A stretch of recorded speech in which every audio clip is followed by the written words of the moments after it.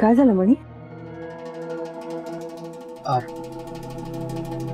स्वानंदी कुठे आहे? बाहेर कपडे वाळत घालते. काय झालं? आई,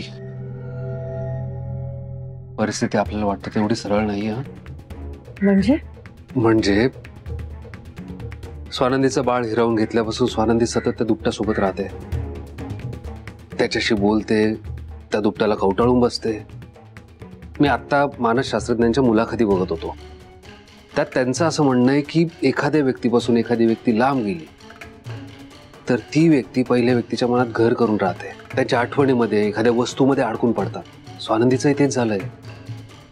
स्वानंदी त्या दुपट्यासोबत बोलतात, आपल्याला बोलल्या स्वानंदी की नाही मी त्या दुपट्याला काही बाळ नाही समजत, अर्जुन नाही समजत. पण कदाचित हेच जर असं राहिलं की हे वाढत गेलं तर उद्या चालून स्वानंदीला त्या दुपट्यामध्ये अर्जुन दिसायलाही लागेल. स्वानंदीचं हे वागणं जर असंच वाढत गेलं, असंच ऑब्सेशन वाढत गेलं ना, तर हे जास्त घातक राहील आपल्यासाठी. आपल्यासाठी काय, स्वानंदीसाठी घातक आहे हे. मान्य आहे मला, पण तू कशाला एवढं टेन्शन घेतोय? तू नको त्रास करून घेऊ एवढा. अरे कसा त्रास करून नको घेऊ, मला माझाच राग यायला लागलाय, लाज वाटते मला माझी. एका निरागस बाळाला त्याच्या आईला मी एकत्र आणू शकत नाही का? कारण तुम्ही कॉन्ट्रॅक्ट केलाय. म्हणी अरे एवढा त्रास करून नको घेऊस. आई का त्रास करून घेऊ नको? मला काही सुचतच नाही, बधीर चालू मी. इतकं हेल्पलेस मला कधीच वाटलं नाही.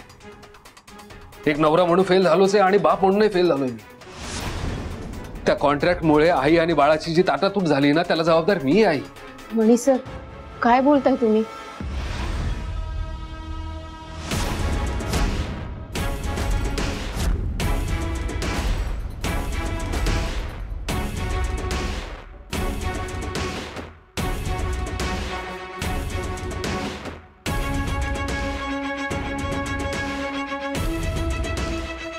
मणी सर, काय बोललात तुम्ही आता?